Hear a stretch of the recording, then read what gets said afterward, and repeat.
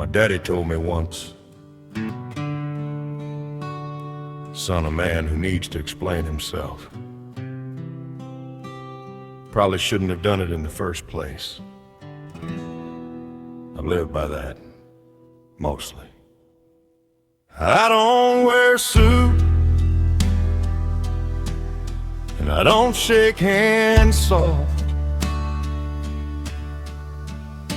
I don't use 10 words when 2 words is enough. I don't check my phone in the middle of a conversation. I don't apologize for taking up space in a room. My grandfather built this county with his hands. He didn't ask permission from anyone who didn't understand what it means to work a piece of ground from dark to dark, leave something standing when you're done. That's the mark. I've been called difficult by people who made easy. I've been called stubborn by people who meant weak. I've been called too much by people who were too little. I took it as a compliment every single week. There's a difference between a man who bends and a man who breaks under pressure. That's the line. One of them survives the thing that hits him. The other one looks back and says, I should have held the line. I don't apologize for being what I am. Don't apologize for knowing where I stand. Don't apologize for the calluses and the early morning dark. Don't apologize for leaving my own kind of mark on every piece of ground I ever worked, on every word I said and every promise that I kept. I don't apologize for being what I am. A man who holds the line, and Lord, I'm glad I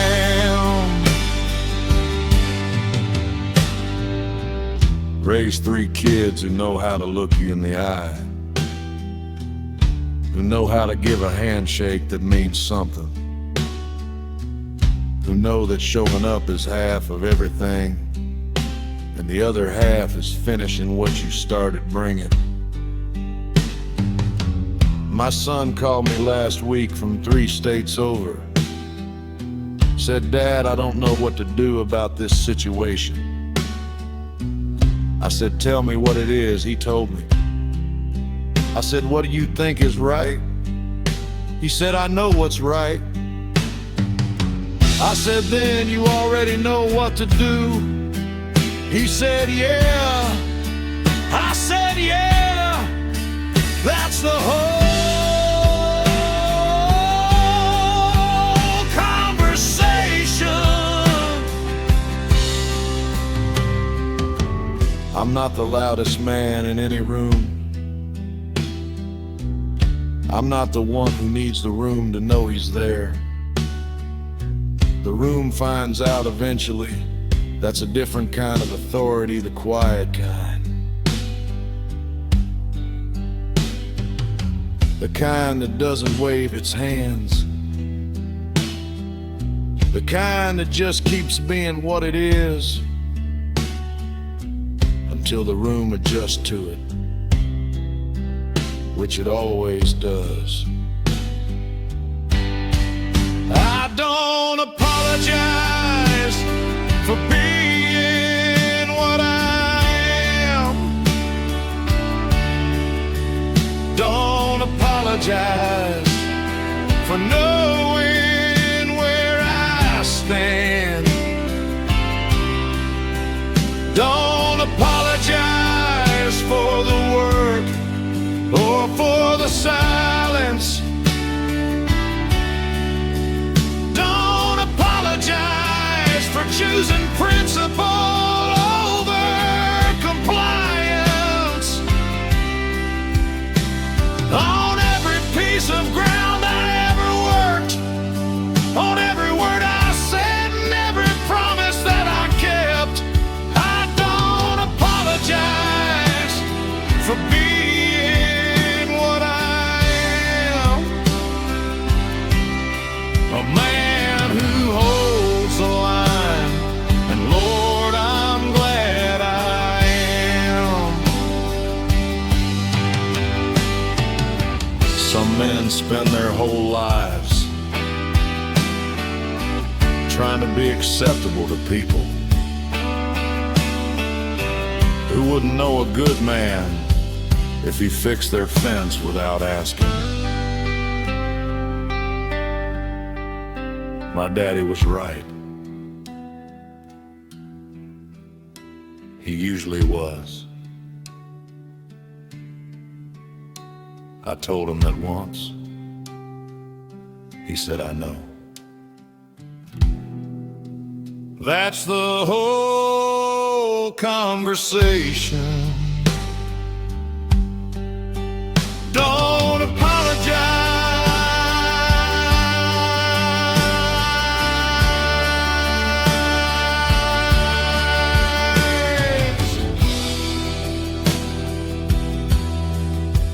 Hold the line.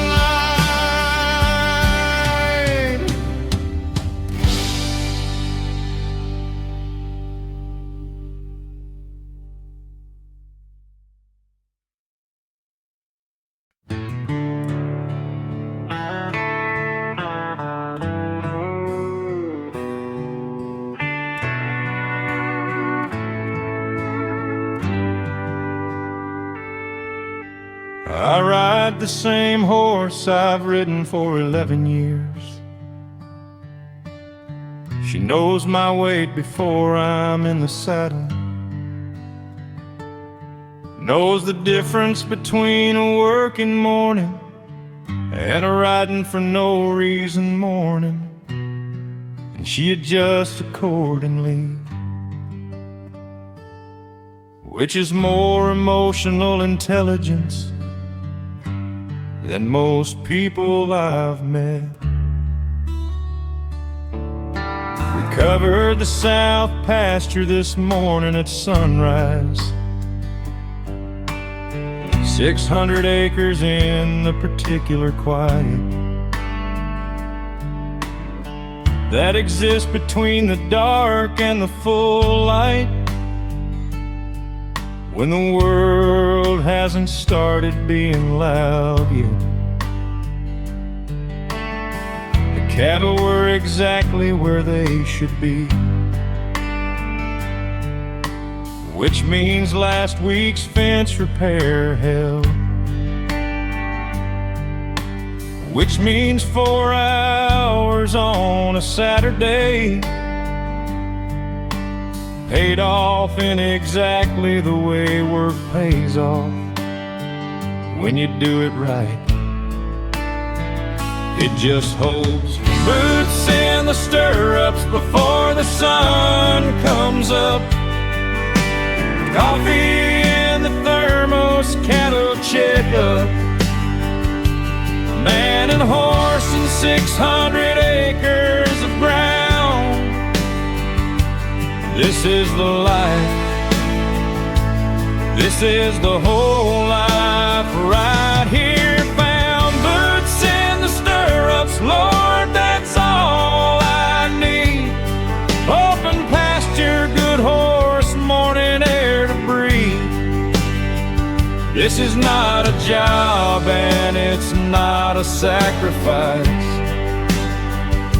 Boots in the stirrups every morning, that's the whole life.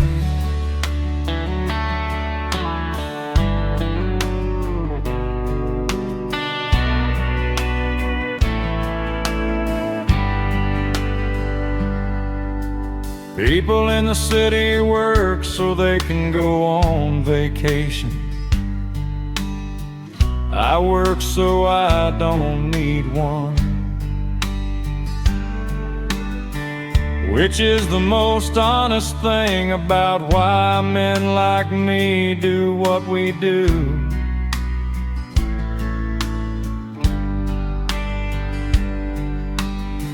We didn't choose this because it was easy. We chose it because it was ours. Because the work and the life are the same thing, and the same thing is the only thing worth having. My horse stopped on the ridge this morning for no reason I could identify. Just stopped and looked east. I stopped with her.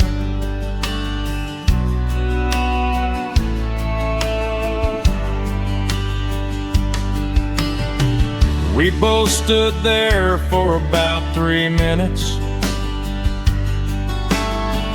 looking at whatever she was looking at, which was either the sunrise or something in the tree line, or nothing, or everything, which is also something. Boots in the stirrups before the sun comes up. 11 years of mornings on this same good horse, man and ground and 600 acres breathing. This is not a job.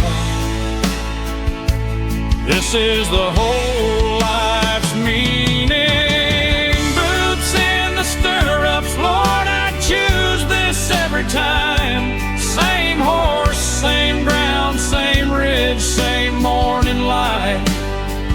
This is not a sacrifice, it never was. Boots in the stirrups, this is everything because some men find their peace in different places. I found mine at 4:45 on the back of a horse who stopped on a ridge for reasons she didn't explain and didn't need to. Boots in the stirrups, this is the whole life. She stopped on the ridge, I stopped with her.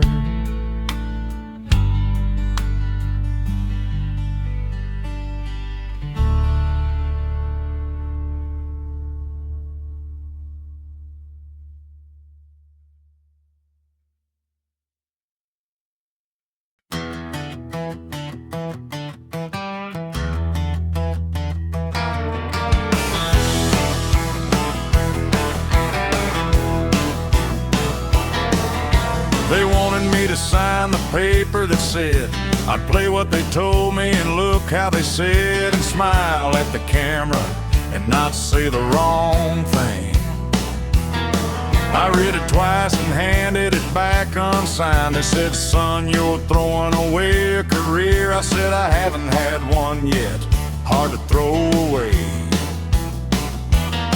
What you don't have, what I do have, is this guitar and about 100 songs I wrote myself and zero interest in playing somebody else's. Nashville called twice, I answered once. The second time I let it go to whatever voicemail I had in 2009, which was full anyway because I never checked it. They wanted the sound but not the source of it, the image without the man inside the image. I said the man is the whole thing, They said we can work with a version of a man. I said I'm the only version there is. Outlaw, not because I'm looking for the trouble. Outlaw, because the rules were written for somebody else. Outlaw, not the Hollywood kind with a costume.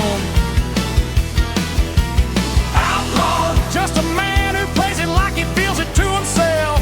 Because the compromise they offered wasn't a compromise, it was a trade.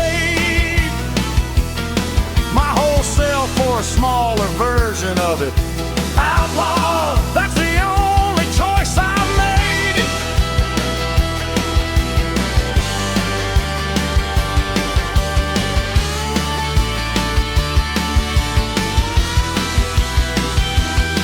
I play honky tonks and county fairs and the occasional barn that has good acoustics in parking lots and back porches.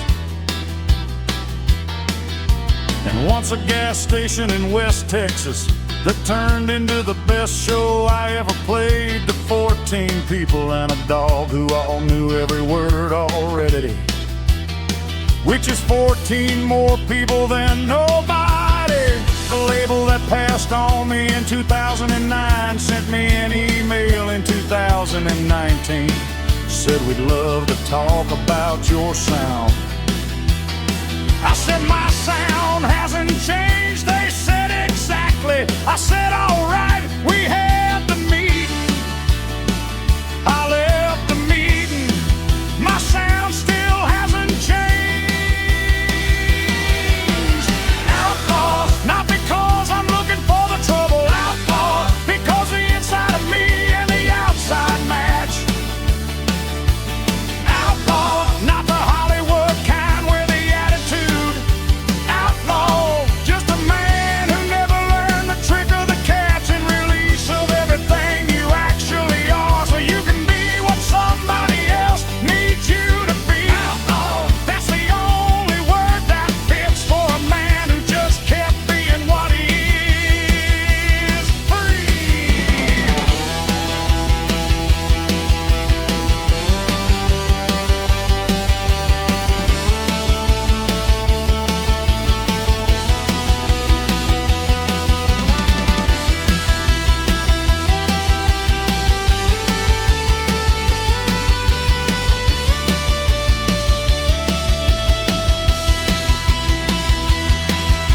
The parking lot in West Texas, 14 people and a dog. That was the real show. The rest is just business. Outlaw, that's the only word. My sound hasn't changed.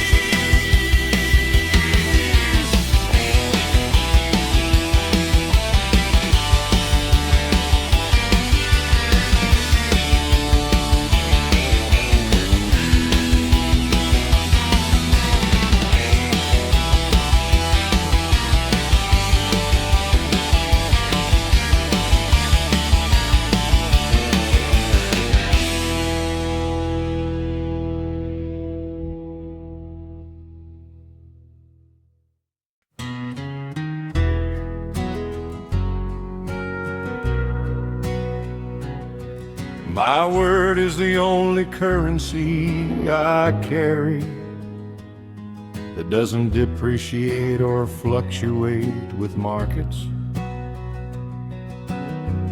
When I tell a man I'll be there, I'm there.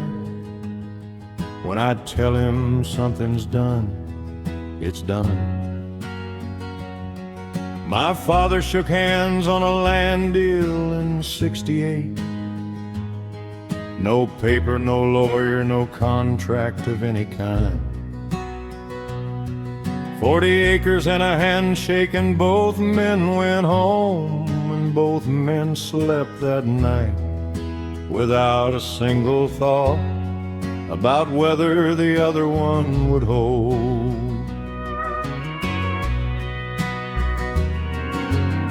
I've watched men sign contracts with their fingers crossed.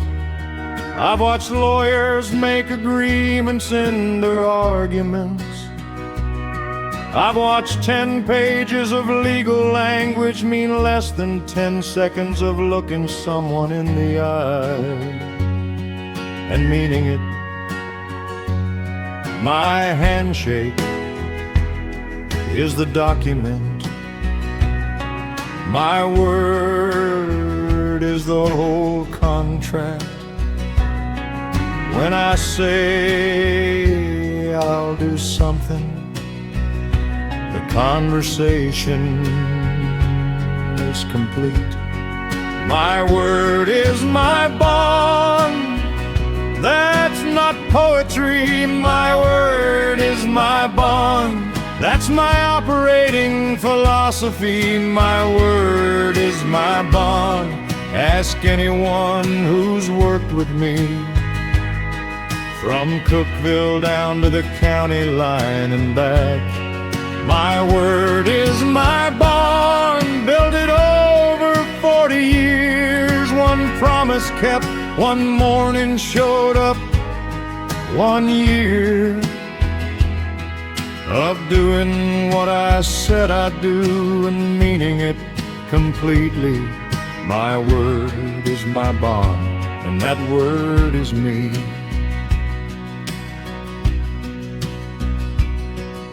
A man came to me once with a better offer,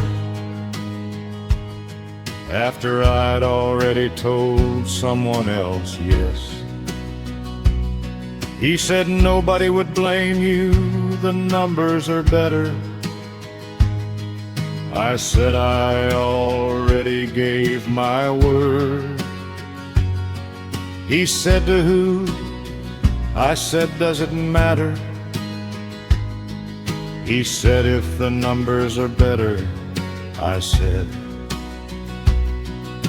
the numbers were never the point. He didn't understand that, which told me everything about the numbers he was offering. I've been broke and I've been comfortable, and the only thing that followed me through both was my reputation for meaning what I said, which is worth more than either one. My son is 31 and runs his own operation. I watched him walk away from a deal last spring that would have been better for him by every number. He came home and said, Dad, I gave my word. I said, I know. He said, how do you know? I said, because you're here telling me about it instead of taking it. He nodded. That's the whole inheritance. My word is my bond, not a figure of speech. My word is my bond, the realest thing in reach. My word is my bond, you can take it to the bank. My word is my bond, that's the only thing I've got to thank. Every generation before me who understood that a man without his word is just a man who could have been something. My word is my bond, and it'll be my word when everything else is gone. Paper burns, lawyers move on. The handshake of a man who means it. That's the thing that holds. My father's handshake, 68, 40 acres, both men slept.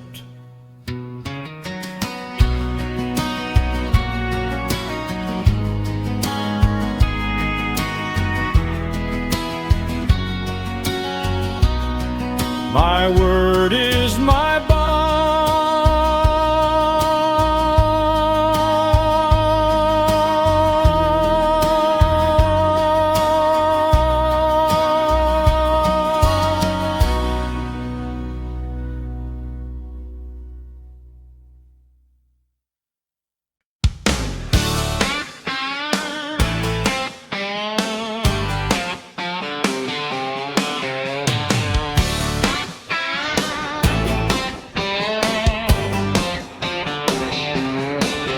I've been working this ground since I was old enough to hold a tool without dropping it, which was younger than most people start and later than my father did. I worked in weather that had no business being worked in, and I worked anyway because the work doesn't check the forecast, and neither do I. I've had soft hands look at my hard hands and make a face that meant something. I didn't say anything because my hands build things and their hands comment on things. And I know which one I'd rather have. Hard work is not a personality, it's a practice. You either do it or you don't. And the ones who don't can always tell the ones who do from across the room by the hands.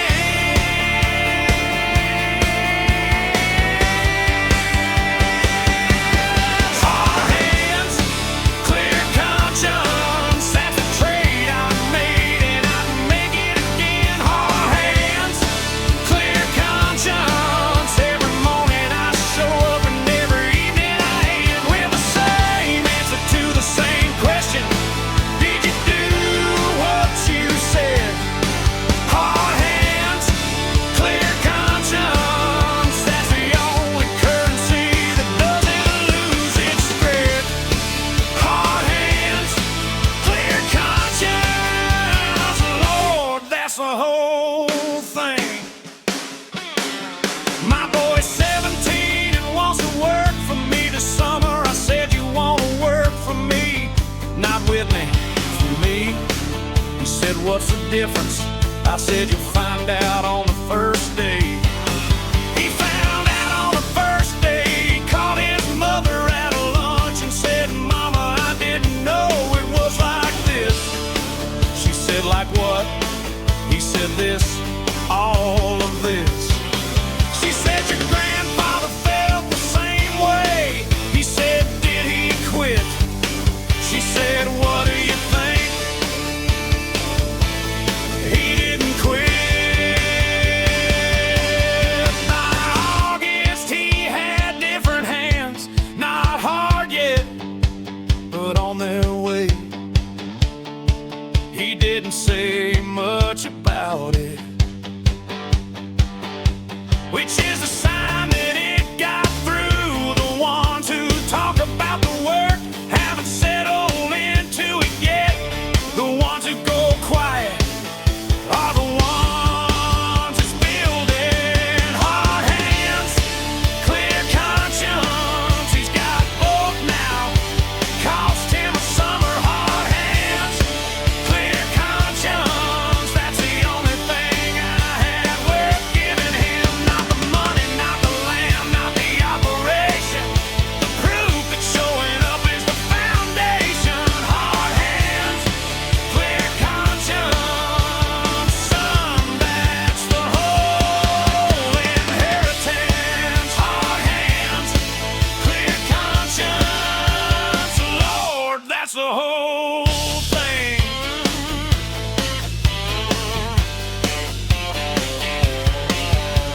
Soft hands comment, hard hands build.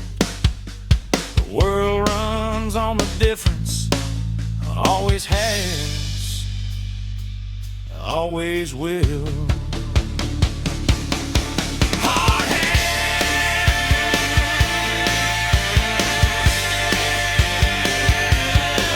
clear conscience,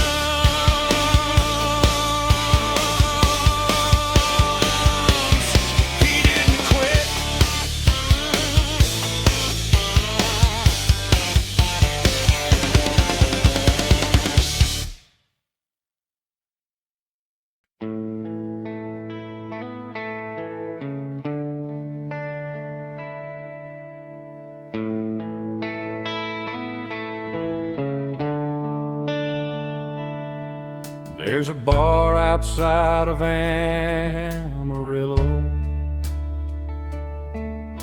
that doesn't have a sign out front anymore. The sign fell in the storm of '97, and nobody replaced it because everybody knows where it is. The regulars have been regular since before the sign fell. The bartender has been there since before the regulars. He knows your drink before you sit, which is either efficiency or prophecy. Either way, it's right.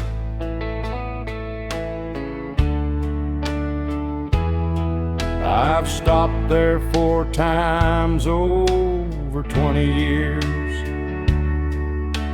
always heading somewhere and always stopping, because some places have a gravity that you can't outrun on a highway at 70.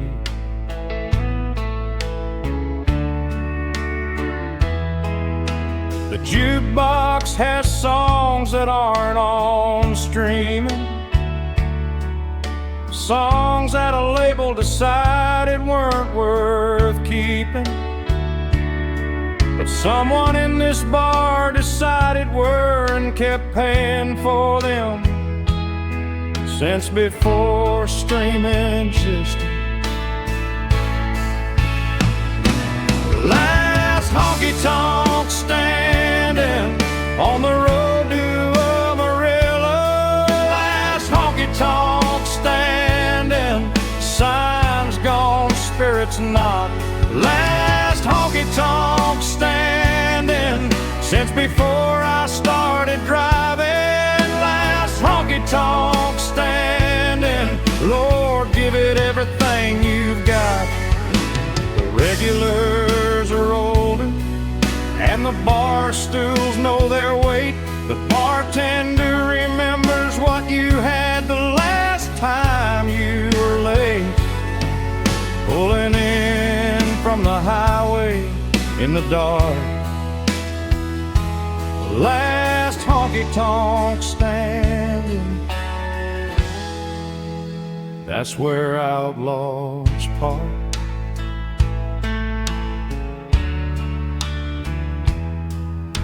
The man in the corner plays guitar on Fridays, has for 30 years, same 3 hours, same songs. Nobody asks for requests because the regulars know he plays what he plays and you're grateful that he plays it all.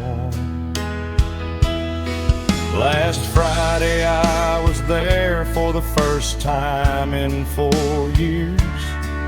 He was playing something slow and completely his own. I didn't recognize it. I asked the bartender what it was. He said it's something Earl wrote. I said, is it recorded? He said, Earl doesn't record. I said, that's a shame. He said, Earl doesn't think so.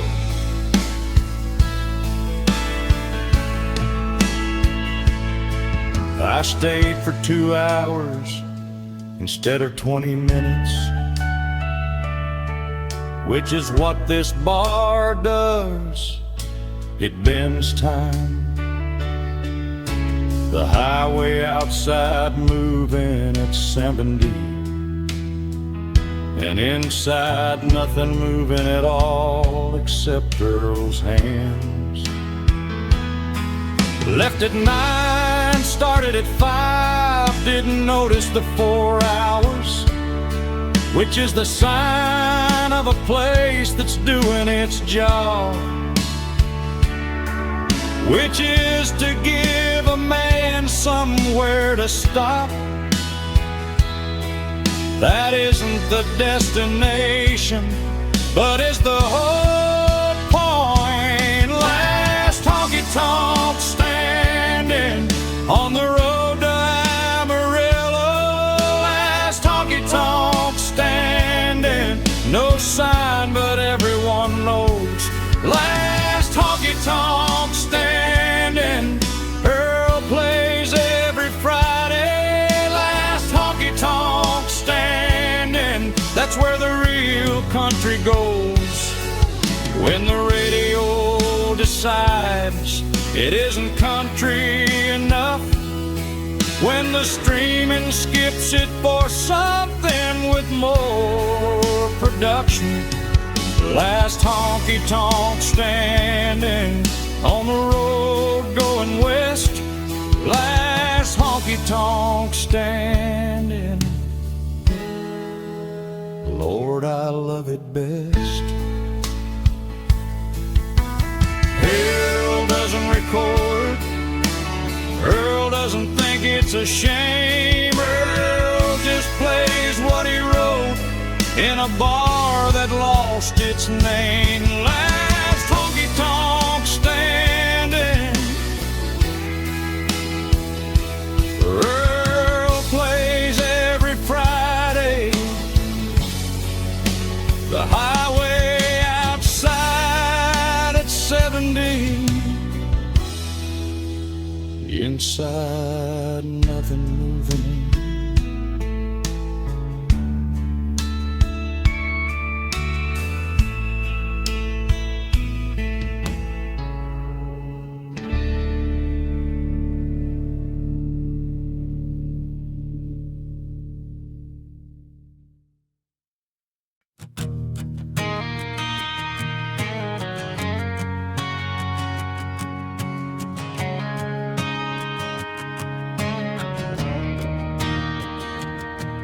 I don't need the approval of a man who has never built anything with his hands, who has never been so tired at the end of the day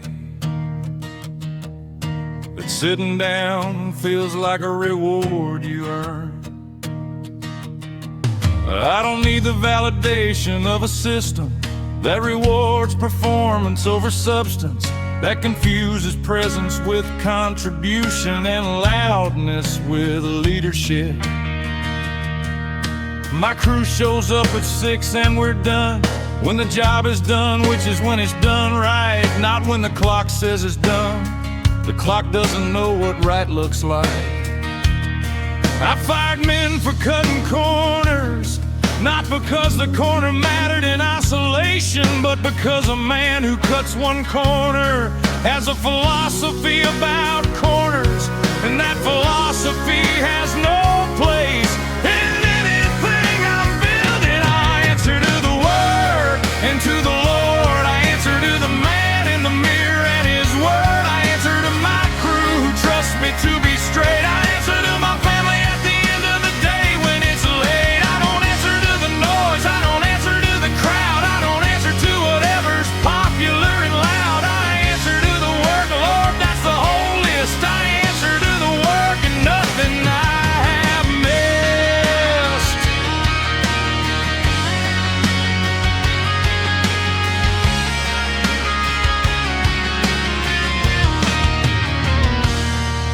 Men ask me how I built what I built. I say I showed up every day for 15 years. They say there has to be more to it.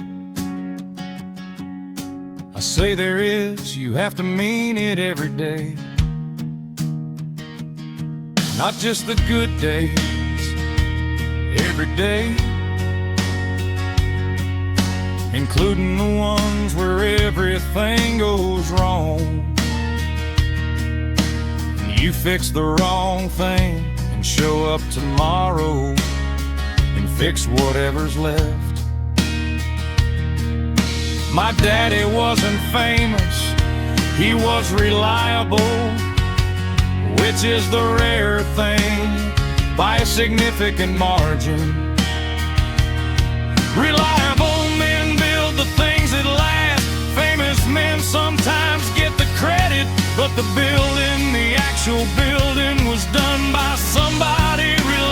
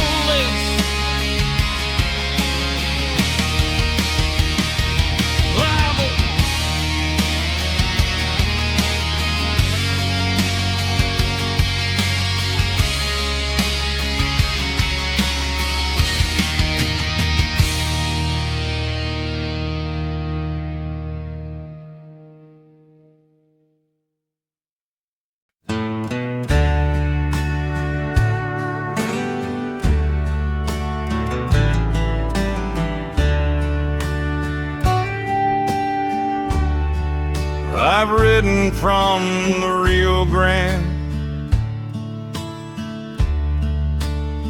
to the Canadian border.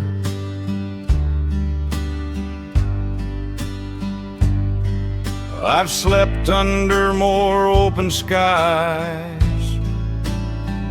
than under roofs. I've eaten at tables that cost nothing, and at tables that cost more than they were worth.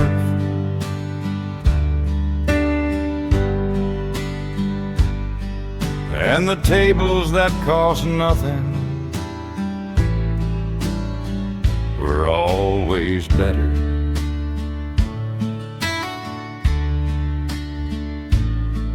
I've worked for men who were worth working for, and men who weren't, and I could tell the difference inside the first week every time. A good boss doesn't need to remind you he's the boss. The bad ones remind you constantly, which tells you everything. These boots have been to every state that matters. These boots have seen the mountains and the flats. These boots have crossed rivers I couldn't name, and roads that weren't on any map I had. These boots are the biography of a man who chose the going over the staying, who chose the wide over the comfortable. These boots have had a better life than most. I've loved 3 women in my life. 2 of them deserved better than I gave them. One of them left before I could prove I'd gotten better, which is the honest accounting of a man who chose the road more than he chose the staying, and knows the cost of that and carries it the way boots carry the miles.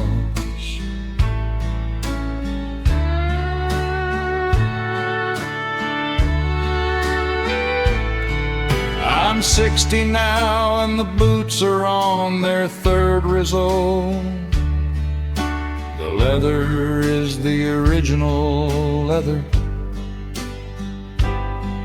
which has its own kind of history that new boots don't have.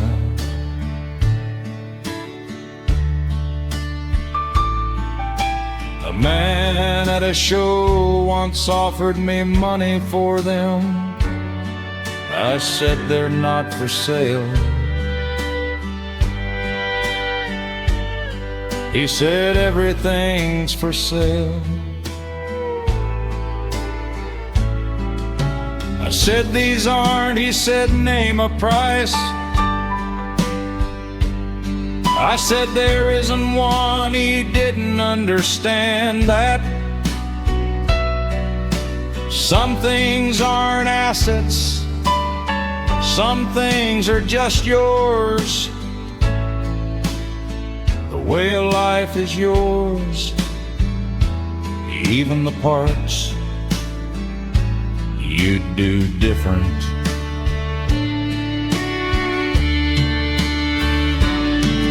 These boots have been to every state that matters. These boots have seen the mountains and the Platts. These boots have crossed the time, and here we are. These boots are the biography of 60 years of going and returning and choosing and the cost. These boots have had a better life than most, and so have I, and I'm not sure which is which.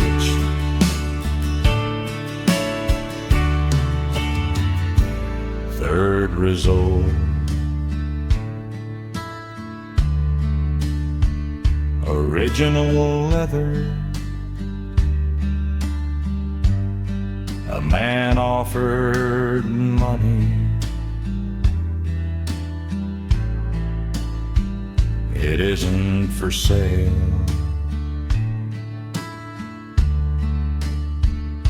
A better life than most. The going over the staying. Third result. Original.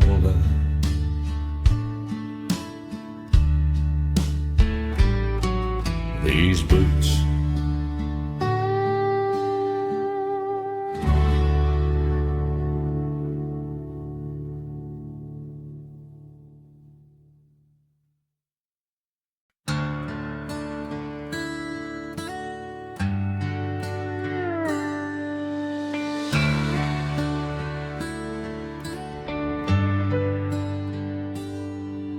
The man who built this barn in 1942 used timber from trees he cut himself on land that his grandfather cleared from something that was nothing.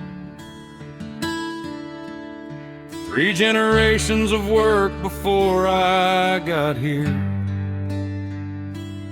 3 generations who didn't ask for credit, who just kept building the next thing that needed building.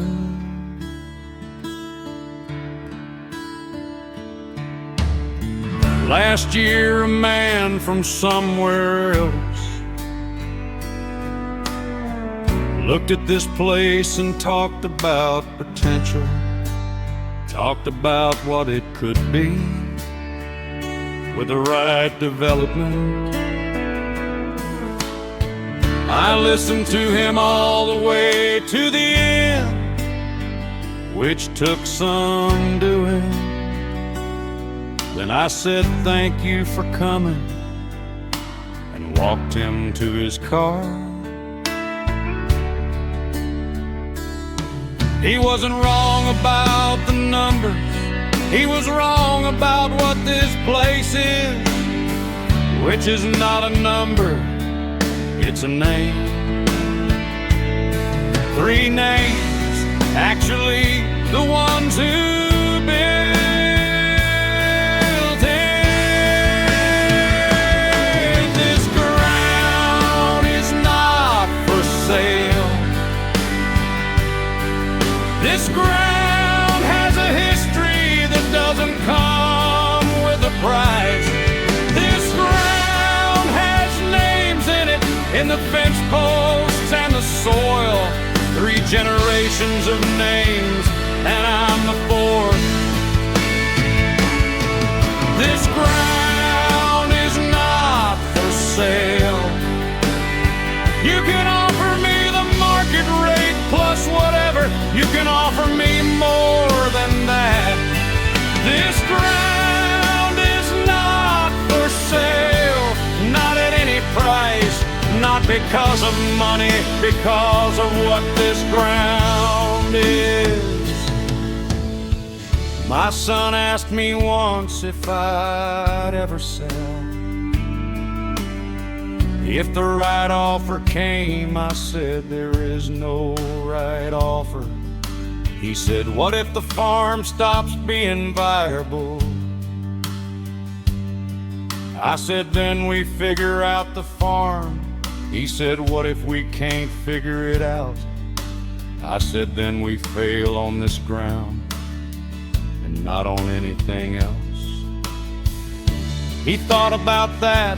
He said, that seems extreme. I said, your great-great-grandfather thought different. He said, how do you know? I said, because I'm standing on the proof. The barn is still standing, not because nobody has offered to replace it, but because the barn is the barn, and the barn has earned its standing. My grandfather fixed the east wall twice. My father replaced the roof. I replaced the foundation last spring. The barn is still the barn. That's what stewardship is. It's not preservation, it's continuation.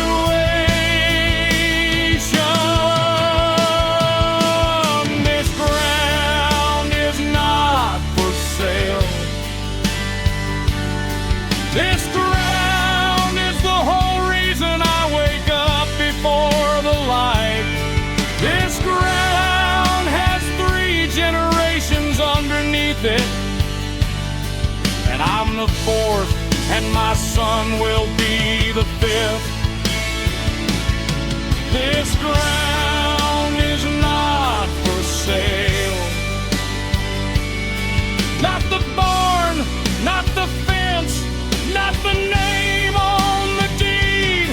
This ground is the whole thing. Sell it and what are we?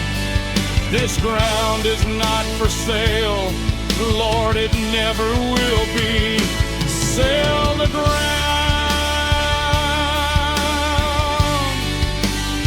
You sell the name.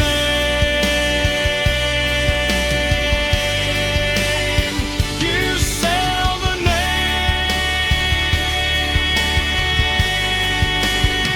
that built the ground. Not for sale. Not for any number.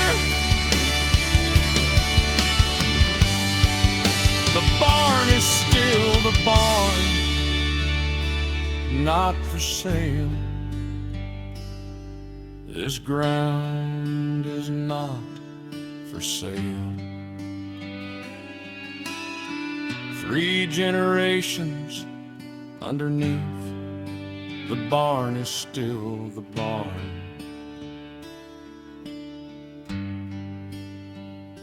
Not for sale.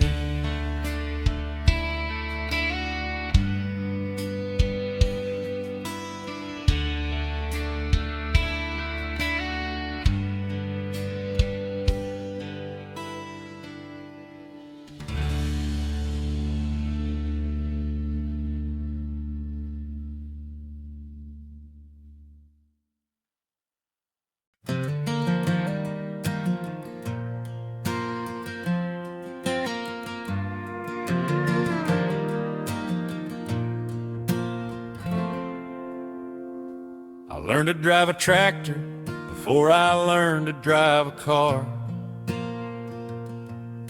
Learned to read weather before I learned to read a book. Not because school wasn't important, it was. But the tractor wouldn't wait for school to be done. Summer meant the fields, and the fields meant everything. The particular education that no classroom gives, about what the ground requires from a man, and what a man can become if he gives it. At 18 I went away to college, which was the right thing, and I knew it. And when Came back every weekend for the first semester, because something in me didn't know how to leave yet.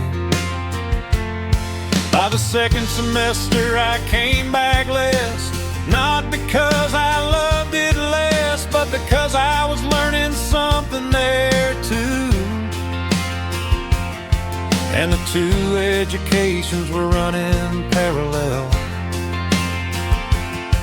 and I needed both of them to finish. The farm made me and the road made me. The early mornings and the late nights made me. The callous hands in the classroom both made me into something I couldn't have been without every part of the becoming. The tractor at 5 and the books at midnight. The field that taught me what I'm made of, and the road that showed me what I'm for. The farm made me, and I came back. I'm 30 now and running the operation. My father handles the decisions I haven't made yet, which are fewer every year, which is how it's supposed to go.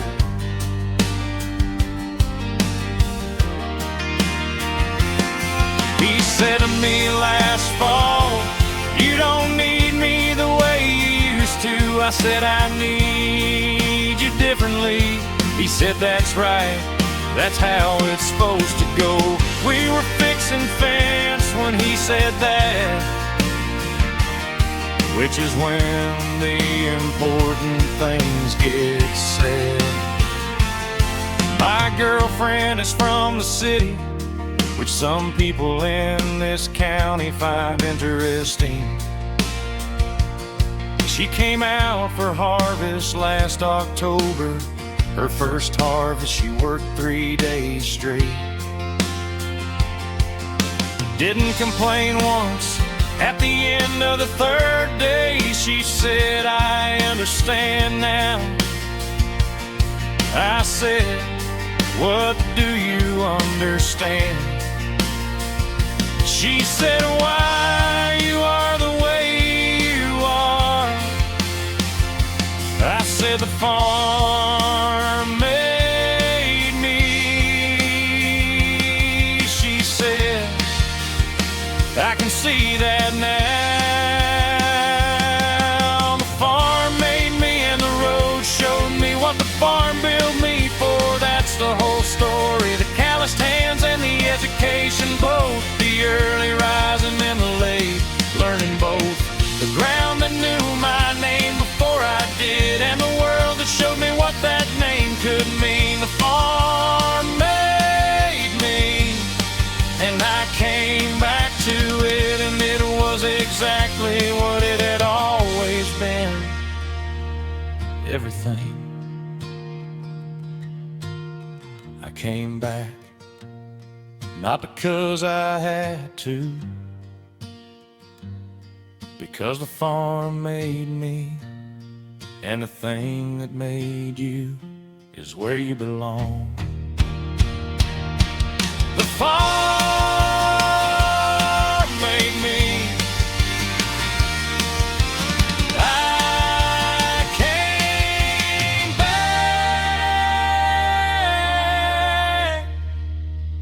It was exactly what it had always been. Everything.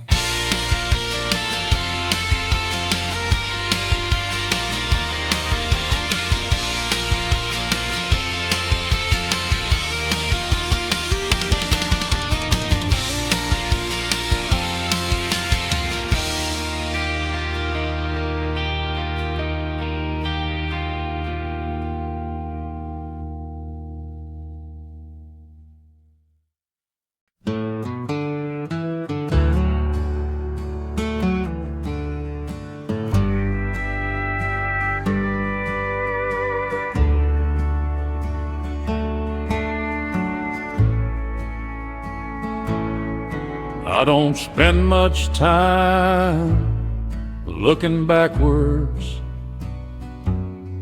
but I spend a lot of time looking at what lasts. The things a man leaves standing after he's done are the only biography that matters at last. My grandfather's fence line is still exactly where he put it in 1951, with the same corner post. The posts have been replaced, but the line is the same, which is the most honest kind of legacy most.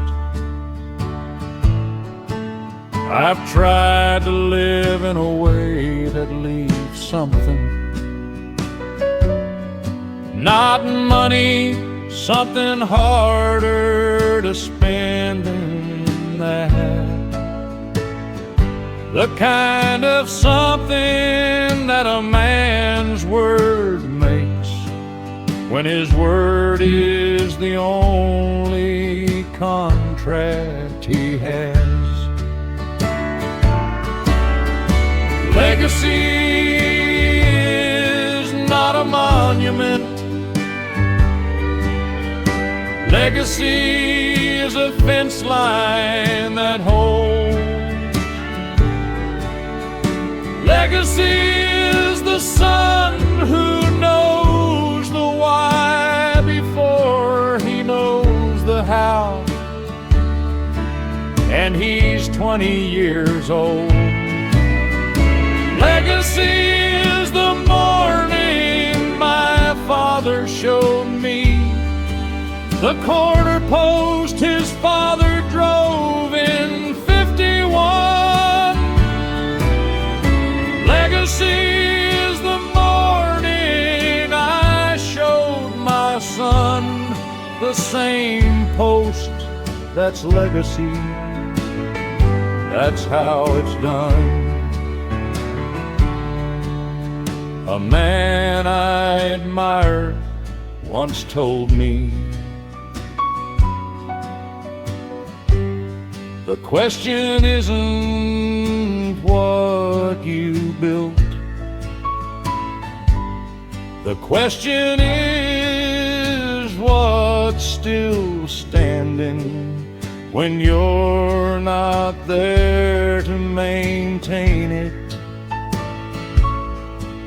That's the real test of a thing, its independence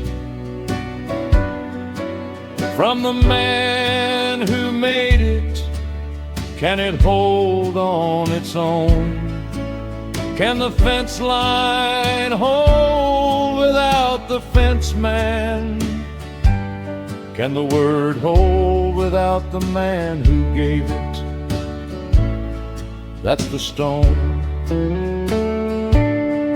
My son knows the corner post in the south field, knows the story of it, knows his great grandfather drove it in the summer of 51. He'll show his son someday the same post still standing, or a replacement for it that holds the same line.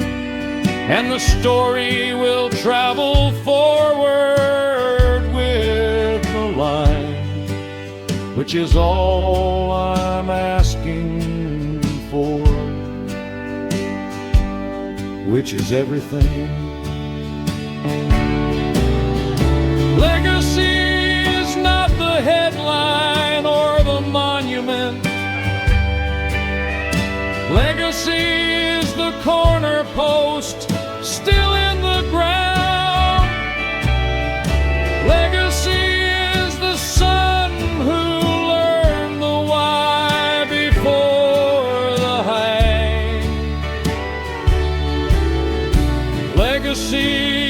story that travels down from the man who drove the post in 51 to the man who showed his son where the line runs, to the son who showed his son. That's the chain. Legacy is just the line that holds through the rain.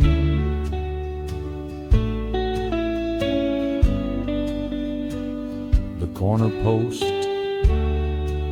51, great-grandfather's hands still holding the line.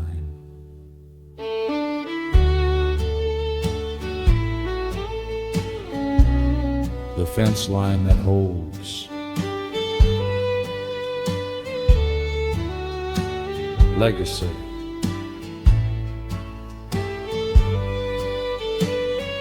The corner post,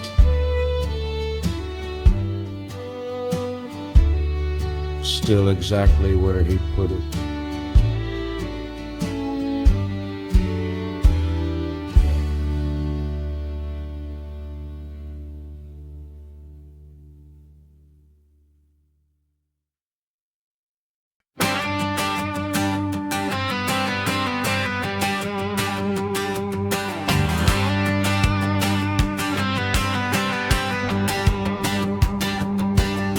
Friday night and the work week's dead and buried somewhere behind me where I left it on the highway.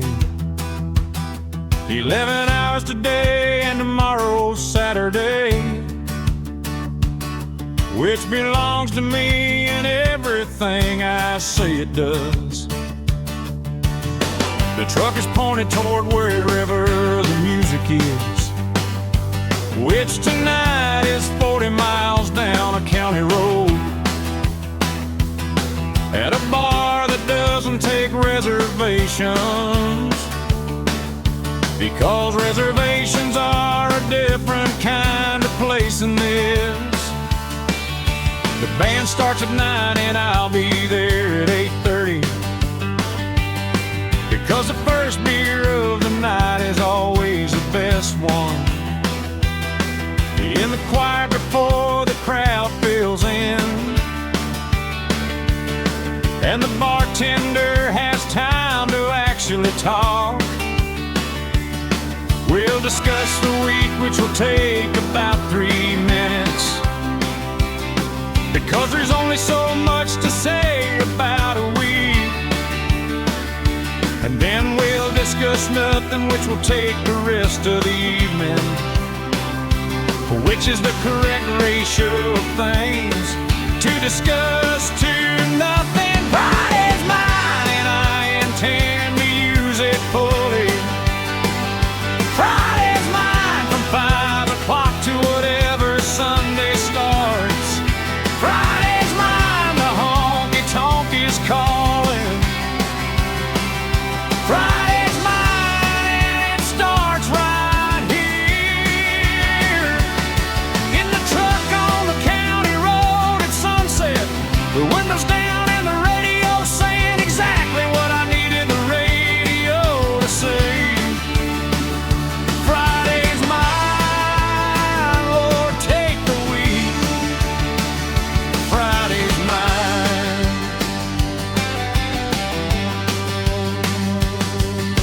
The band tonight plays the old stuff, which is the right stuff, for a Friday at a county road bar. You don't want new stuff on a Friday after a week like this. You want the stuff that knows what a week feels like. The old songs know they were written by men who had weeks like this and wrote the week out of them into songs that still do the same job. 50 years later, that's craftsmanship.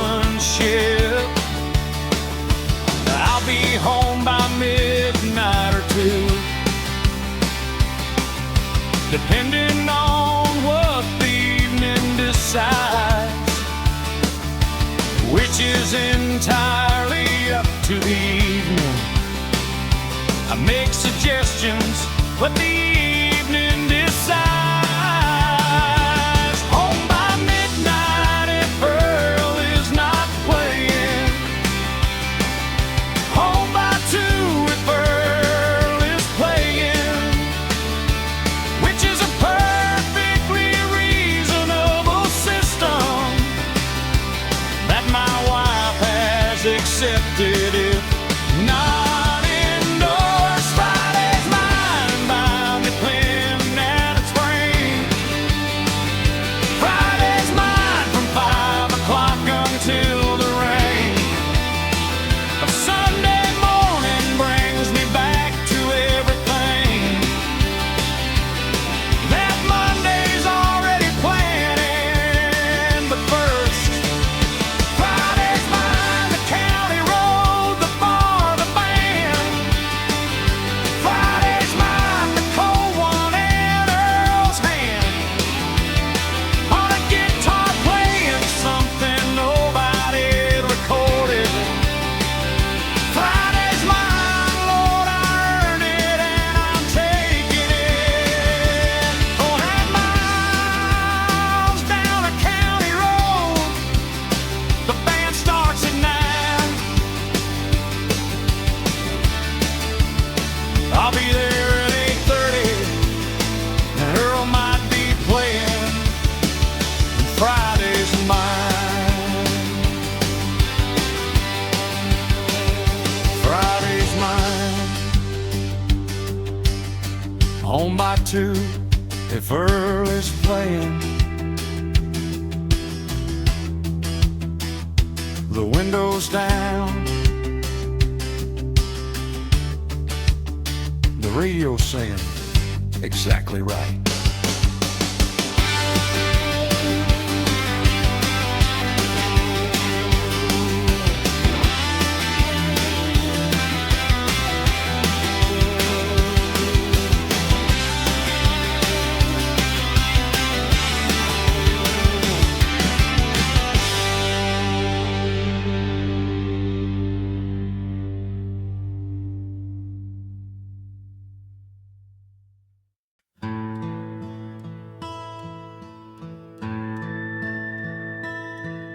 Every man I've admired has had one thing in common. They were the same person in every room they walked into. The same man at the bar as at the bank. The same man with the foreigner as with the owner. Consistency is the rarest form of integrity, because it doesn't require an audience. It requires a self, a fixed self that doesn't shift with the weather of the room.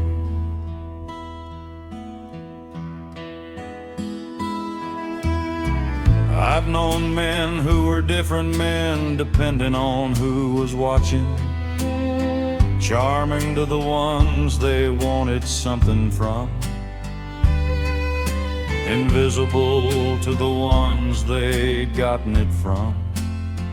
Those men are easy to read.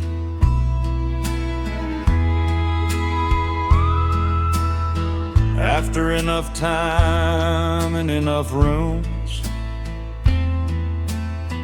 they have a tell they arrive at a party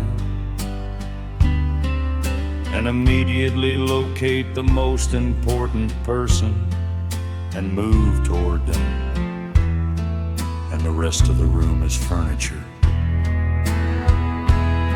The same man in every room,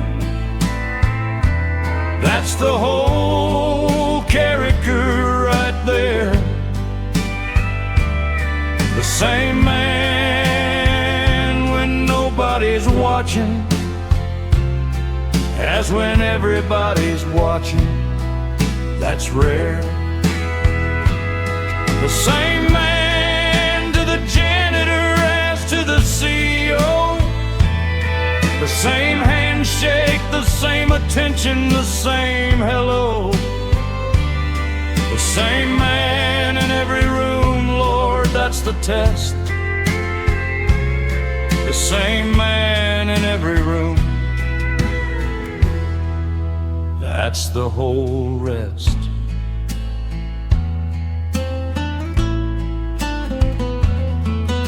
My father was the same man in every room, which I didn't notice until I was old enough to notice things that were absent in other people and trace the absence back to what it was. He talked to waitresses like they were at the table. He talked to farm hands like they were the foremen. Not because of politics, because of who he was, which was a man who didn't have a hierarchy in his head for the value of people. The man who does the thing nobody sees, the same way he does the thing everybody sees, is the man I want in my life, in my business, in my family, in my circle.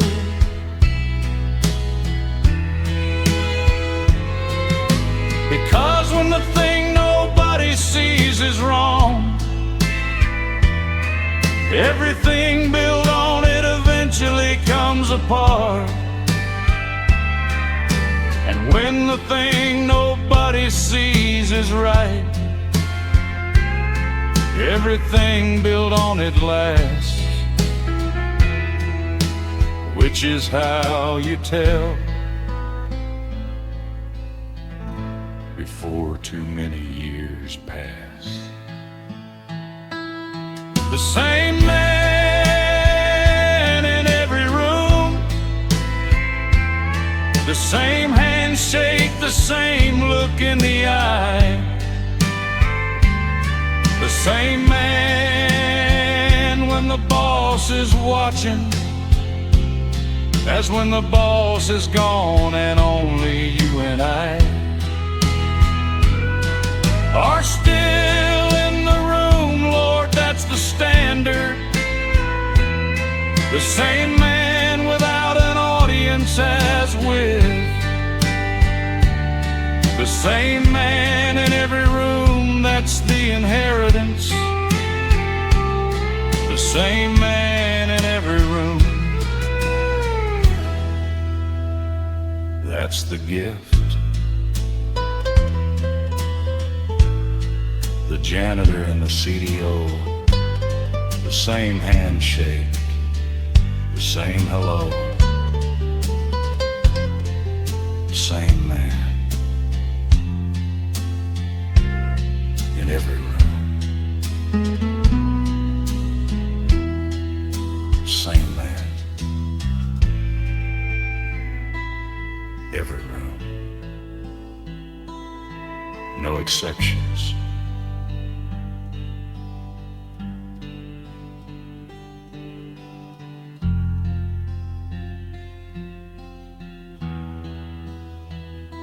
That's the whole character. The same man in every room.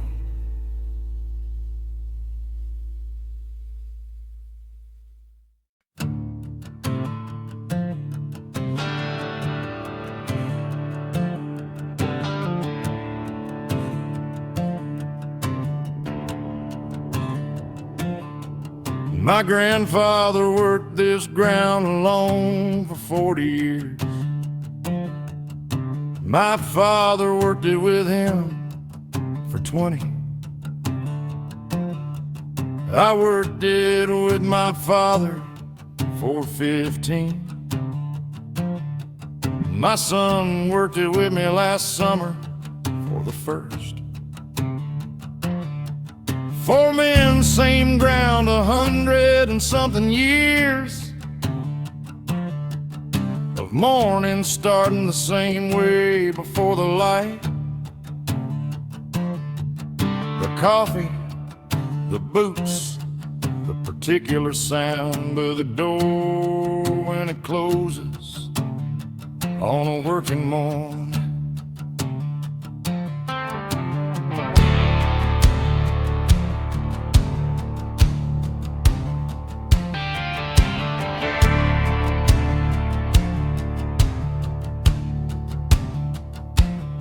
There's a section of fence in the northeast corner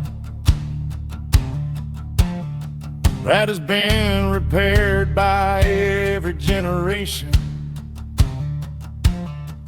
My grandfather's wire at the bottom, my father's repair in the middle, my work on top.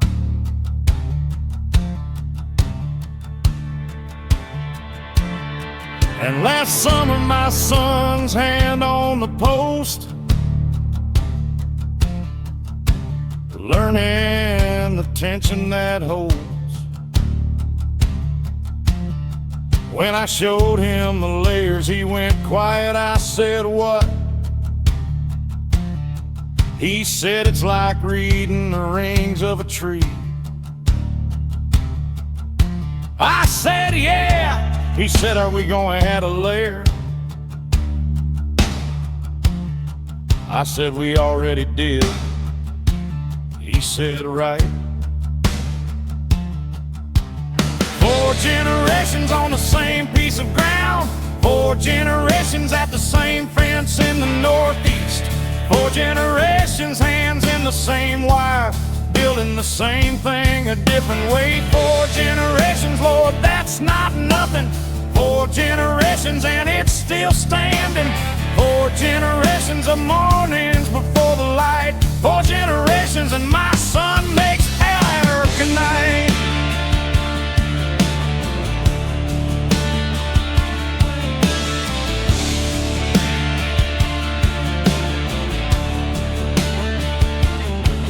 The land doesn't know how many of us there have been,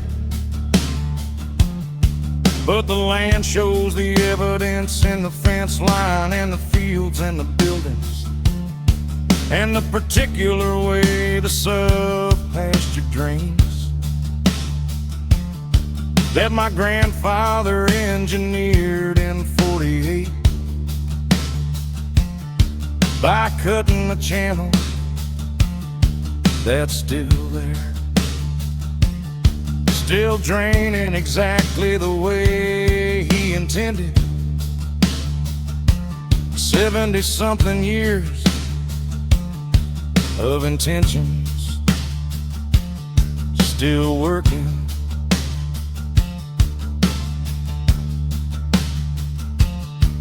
My son asked me last week if he'd get it someday. I said, "Get what?"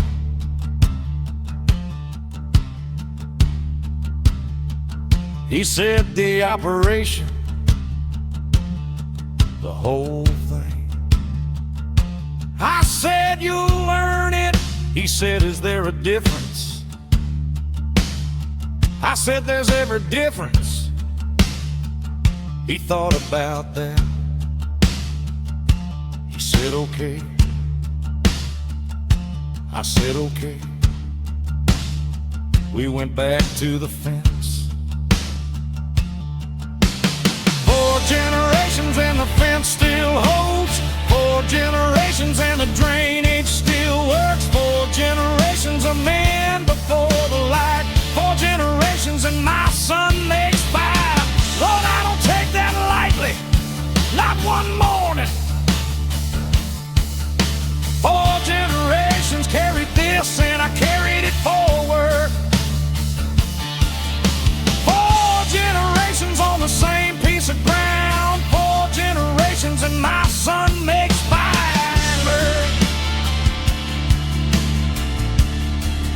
The drainage still works. The fence still holds. 4 generations in the wire,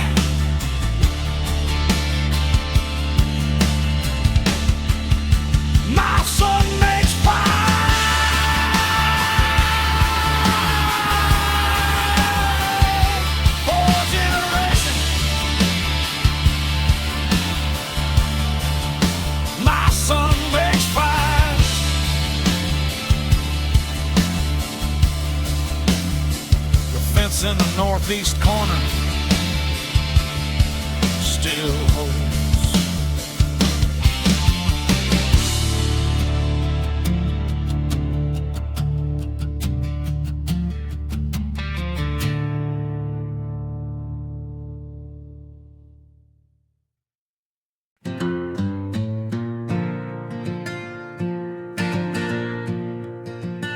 I work construction in the week and play music on the weekends, which is not a compromise, it's a choice.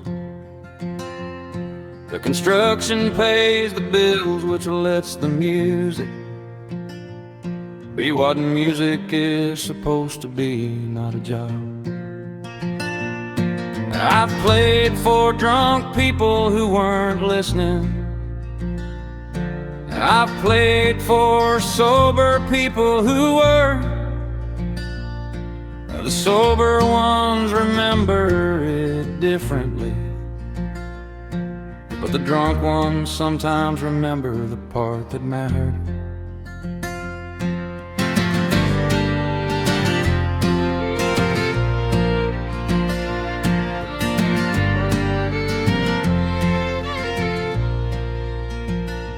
I write songs about things I've seen and things I've done, things I've been told by men who were there. I don't write about things I'm supposed to feel. I write about what I actually feel, which is different and takes longer to make a song out of. But the songs hold better, they have more structural integrity than the ones that were supposed to be country songs.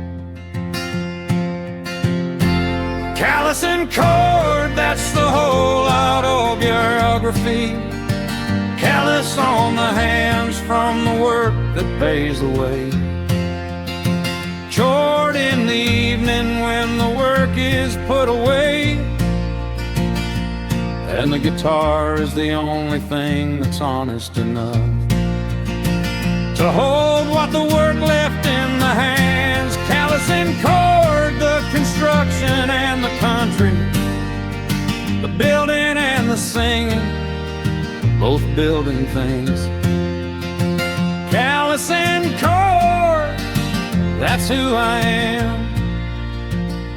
Callus and Chord, not one or the other, both. That's the plan.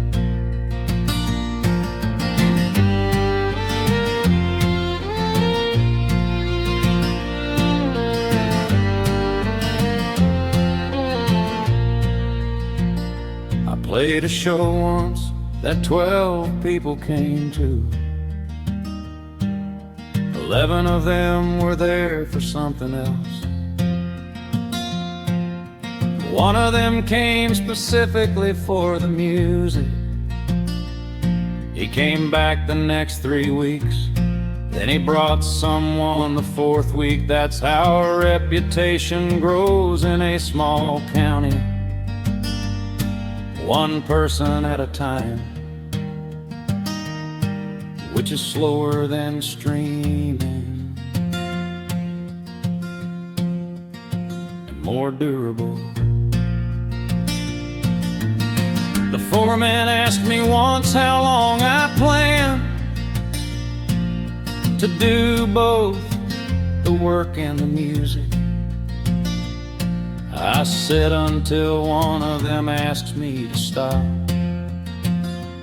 He said, which one will ask first? I said, probably neither. He said, fair enough, you're good at both. Which is the best review I've gotten from either direction. Callus and Chord, the construction and the song. Callus and Chord, the work that pays and the work that bewails. Just something different to the part of a man that can't be paid for because it's not for sale. Callus and Chord, both of them make things that hold, both of them are building, both of them mean something that the other one can't. Callus and Chord, both of them are honest. Lord, I need both to be whole. The 12 people, one came back, 3 more the next week. That's how it grows. Callus and Chord, both building, one at a time. Callus and Chord, not one or the other, both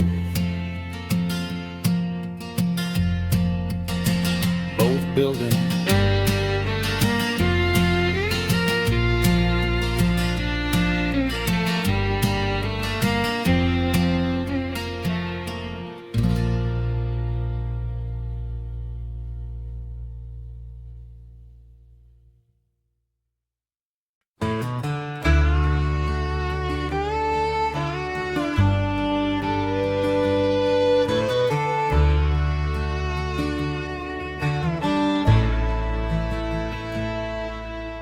I've made mistakes that cost me things that can't be replaced or compensated for.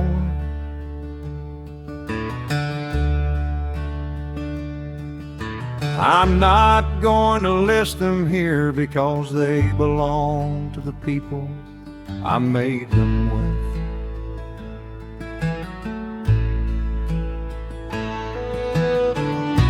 What I will say is that the price was accurate.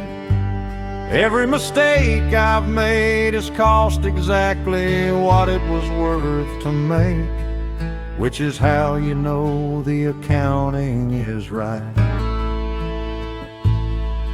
I've watched men who couldn't own their mistakes spend their whole lives in the cost of them.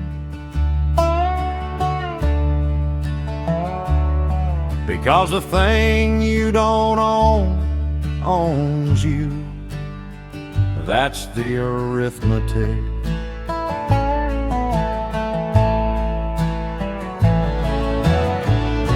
An owned mistake has a price. An unowned mistake is a debt that compounds.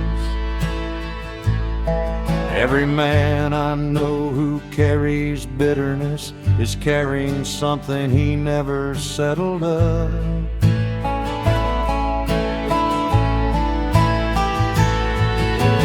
Own it, fix it, learn it, move on. That's the only sequence that works for a man.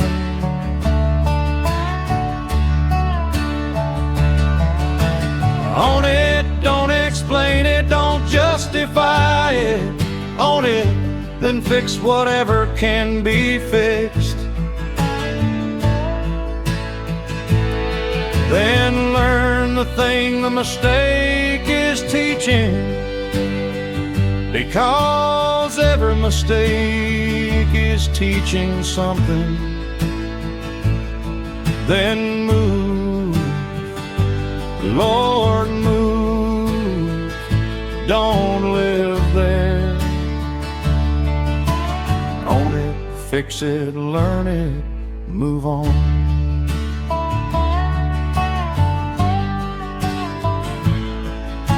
The hardest one I've owned was a business decision that cost 3 men their jobs in a bad year. I sat down with each of them and told them exactly what happened and why.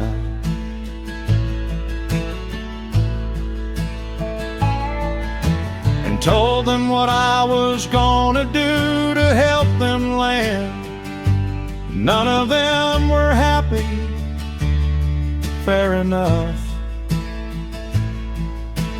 Two of them came back to work for me later. The third one never spoke to me again. All so fair.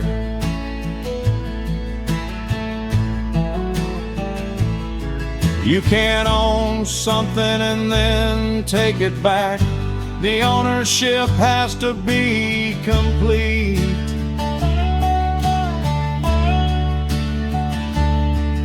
You have to stand in the full cost of it without reducing it to make it bearable. The bearable version is for your comfort, not for the person you run. The full version is the only one that does anything for either of you.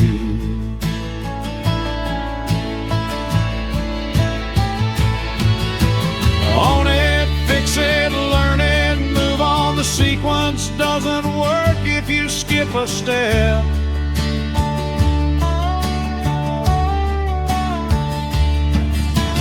Own it fully, not the reduced version. Own the full cost, that's the respect.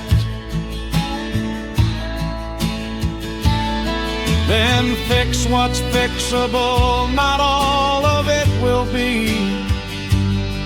Then learn, Lord, actually learn the lesson it's given. Then move, because you owe it to everyone, including yourself.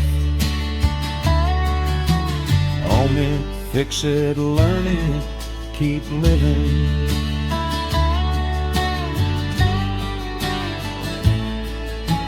I've made mistakes that cost me things that can't be replaced. I own them. That's the beginning of it.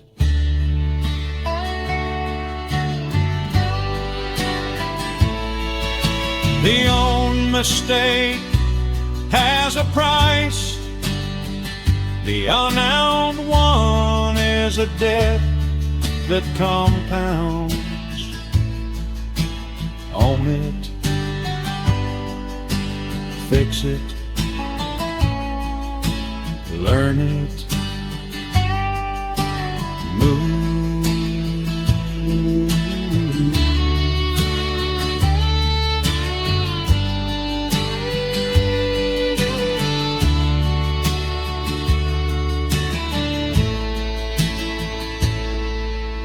Own it, fix it, learn it, move on.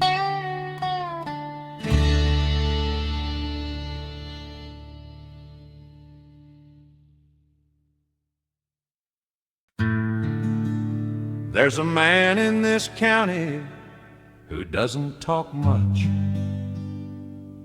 He runs a feed store on the corner of Route 9.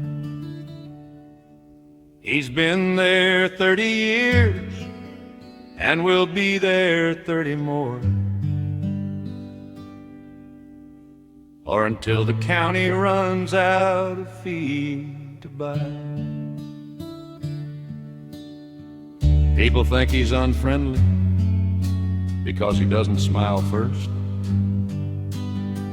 People who've been coming for 30 years know different. He remembers what you bought last time. He remembers what your father bought. He remembers what your grandfather asked about and never got around to ordering.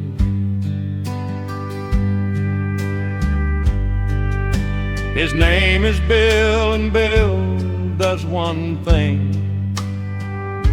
He does it the same way every day without adjustment. He opens at 6 and closes at 5. He knows his inventory better than a computer. He gives credit to the people who deserve it, which is a judgment call he's been making for 30 years. Without a policy or a form, just to read on the man in front of him. Salt of the earth, Lord, that's not a cliche. Salt of the earth, that's a man who shows up every day. Salt of the earth, the feed store at 6 in the morning. Salt of the earth, before the county knows it needs him, he's already there. Salt of the earth, the ones who build the thing that holds everything. Salt of the earth, the ones who never make the news, because the news covers things that break. The salt of the earth keeps things from breaking in the first place.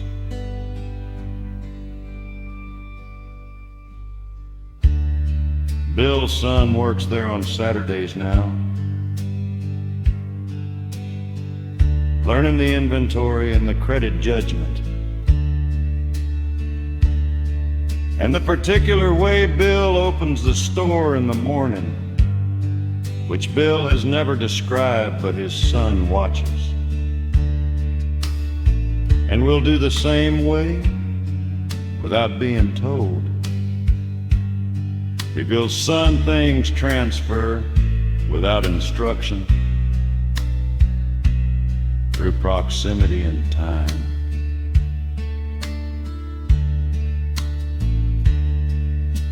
I asked Bill once if he was happy. He gave me a look that had several things in it. Then he said, "Are you buying something today?" I said, "Yes." I said I was also asking a genuine question. He said, "I've been here 30 years. I said, "Is that the answer?" He said, "That's the whole answer." I said, "All right." He handed me my order. We were done. Salt of the earth, Bill at the feed store at 6. Salt of the earth, the credit judgment and the inventory and the fix. For whatever broke and needed the right part. Salt of the earth, 30 years and a full heart. Salt of the earth, the ones who hold the county up. Salt of the earth, the ones who fill the cup. Before anyone knew they were thirsty. Salt of the earth, Lord, that's the whole company of people who make the world run. Salt of the earth. He's been there 30 years. The answer. He'll be there 30 more. The whole answer. Salt of the earth. 30 years. Bill at the feed store.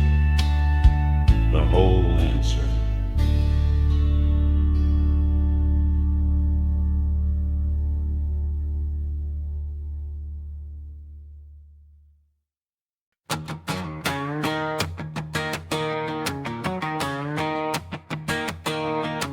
I don't need a screen to tell me what the weather's doing. I walk outside and I know by the smell of the air. I don't need a notification to tell me it's morning. The rooster hasn't missed a morning in 11 years. I don't need an algorithm to tell me what I like. I've known what I like since I was old enough to choose. I like work that shows and music that's honest, and people who mean what they say and say what they mean. They keep trying to optimize the thing I do, find efficiencies and leverage and scale. I keep trying to explain that the thing I do is not a system, it's a practice, and practices don't scale, they deepen, which is a different direction entirely, and also the right direction for the kind of work I've chosen to do with my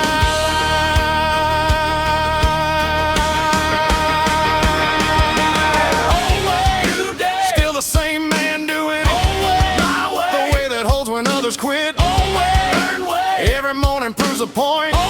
Good way. This is what it means to anoint your whole life to something that the world calls outdated, while standing on the thing the world is standing on. Way. Right way. Not because I'm stuck in it. Way. My way. Because it's right and I'm proving it.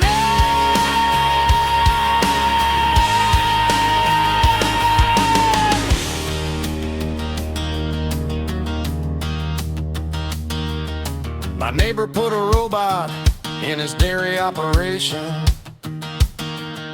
He says it's more efficient. He's probably right. He says the cows adjusted. I believe him. He says he misses the 5 o'clock milking though. I said, what do you miss about it? He said the quiet, the particular quiet of that barn at 5 in the morning, before anything else existed yet. I said, yeah. He said, yeah. We both looked at the barn for a while. Efficiency is a good thing. I'm not arguing against efficiency. I'm arguing that efficiency isn't everything, and that the thing you lose when you optimize is sometimes the whole point.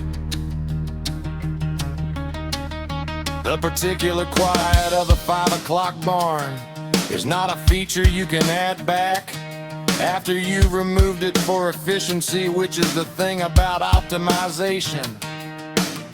It doesn't know what it's taking. Way. Not because I'm stubborn. Way. Because I know what the cost is of the other way, the efficient way. I know what it takes, and I know what it gives back, and I've made my calculation. Right. The 5 o'clock barn quiet. Lord's way. I'm keeping this going. The world calls it outdated. Standing on it anyway.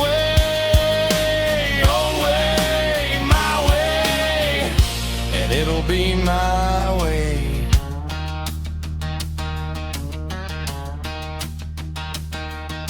The rooster at 5, the smell of the air, the quiet before anything else exists. My way.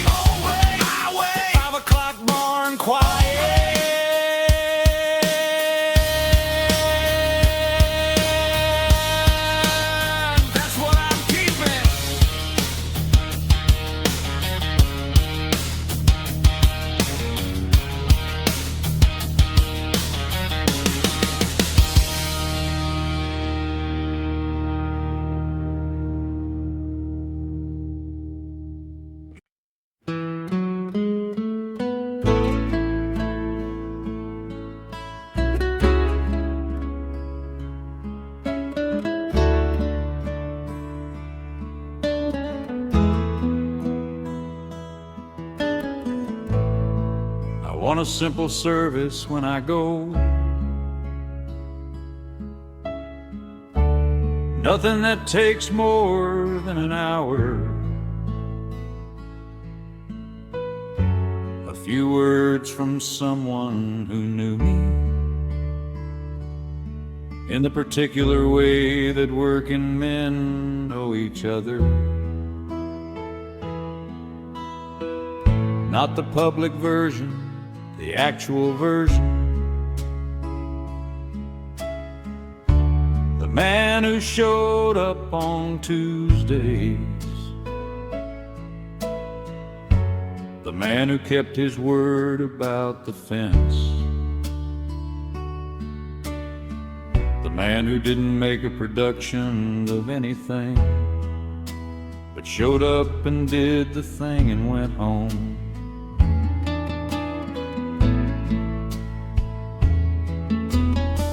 I want the people there who I actually knew, not the ones who attended out of obligation, which I understand obligation is its own kind of respect. But the ones who knew me on Tuesdays, those are the ones I want in the room.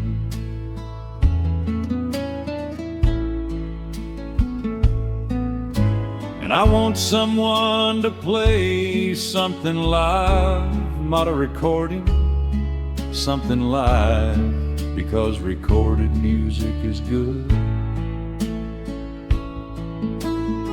But a man playing a guitar in a room, for the people in the room, is a different thing. It's presence, and presence is what I want at my service. When I go, I want to leave something standing, not a monument, something useful. When I go, I want the people who knew me to say he kept his word. That's the whole obituary. When I go, I want the fence line holding and the operation running and my son at the wheel. When I go, Lord, I'm not in a hurry. When I go, I want to have done what I came here to do.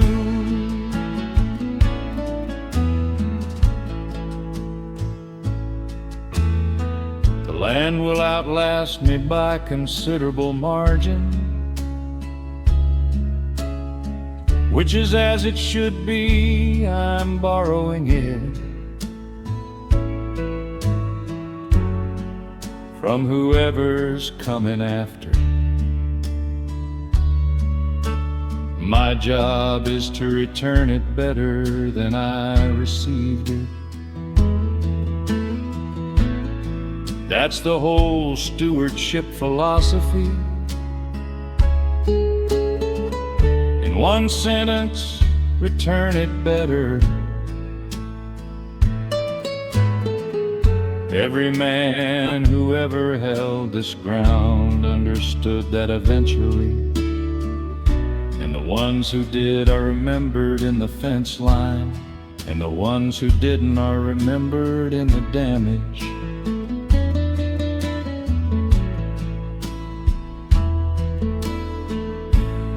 I'm not afraid of what comes after. I've done enough good work in enough mornings to stand up to whatever the accounting is with a reasonably clear conscience. Not a perfect one, I'm not claiming perfection, just a man man who tried to hold the line, and mostly did. And on the days he didn't, owned it and tried again, which is the best I know how to offer, and it feels like enough. When I go, I want the fence line still holding. When I go, I want my word still standing with the men I gave it. When I go, I want the son who learned from me to be doing it better than I did. That's the prayer. When I go, Lord, I'm not in a hurry, not today. When I go, I want to have added something to the chain of men who held this ground and gave it forward. When I go, I want to have been worth the holding. The fence line, the word, the sun at the wheel,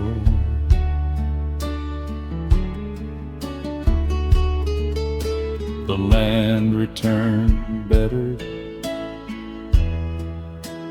That's the whole prayer.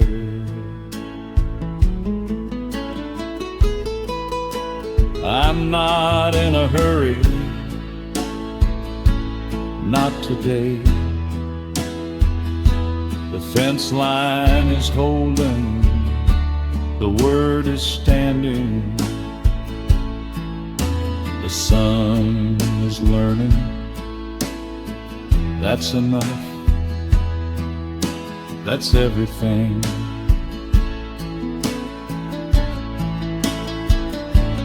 When I go,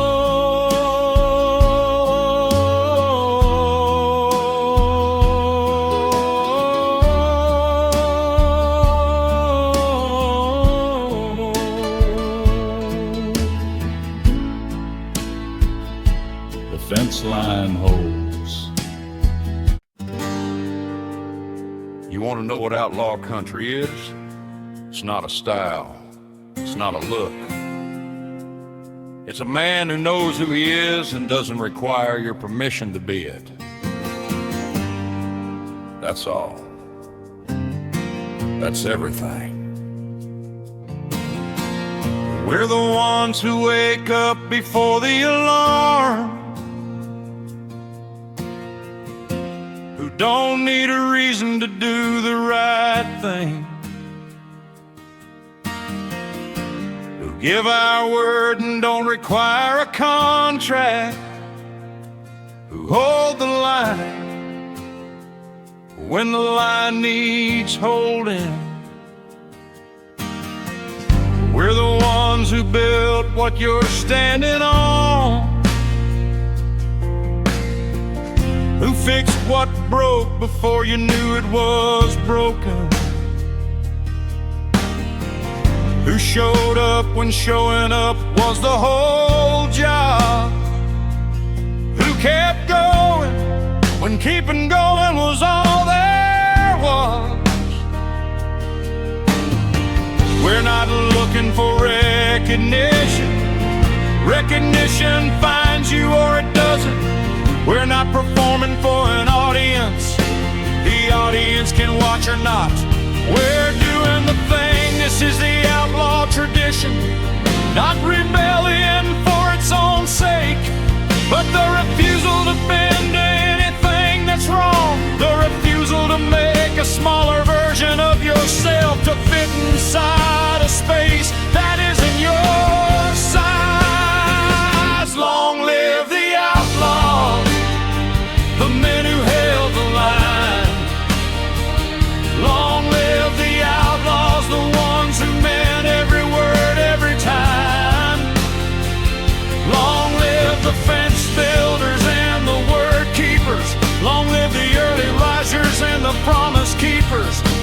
the men who answered to the work.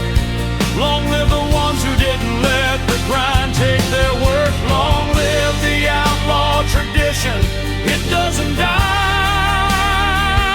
Long live the outlaw, Lord, long live this kind of life. From Willie in the 70s to the man in the field today. From wailing on the radio to the parking lot show last May. The line runs from the old ones to the young ones coming up. The line runs through the ground and through the word and through the cup of coffee before sunrise. That has always been the start of every outlaw morning since the beginning of the art of living on your terms in a world of other terms. That line runs and it holds and it runs and it holds. My grandfather held it, my father held it, I'm holding it, my son is learning to hold it. That's the whole tradition, that's the outlaw line. Not passed down in speeches, but in 4:30 mornings in boots and wire, and the word given and kept in the fence line that holds when everything else slept. Long live the outlaws, the men who held through the years. Long live the outlaws, the ones who showed up through the fears. Long live the fence builders, the word keepers, the ones who stayed. Long live the men who did the work and weren't afraid to be exactly what they were without apology. Long live the outlaw, that's the whole philosophy. Long live the outlaw tradition, it doesn't die. Long and live this, Lord, long live this kind of life. Willie to Whalen to the man in the field. The outlaw line holds, it always will. From the parking lot show to the stadium stage, the outlaw tradition doesn't age. Long live the outlaws, long live the free.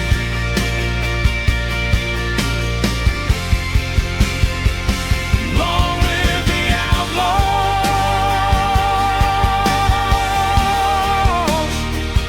long live the fence line,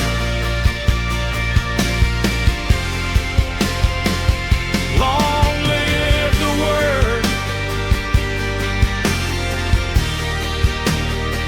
long live this kind of life.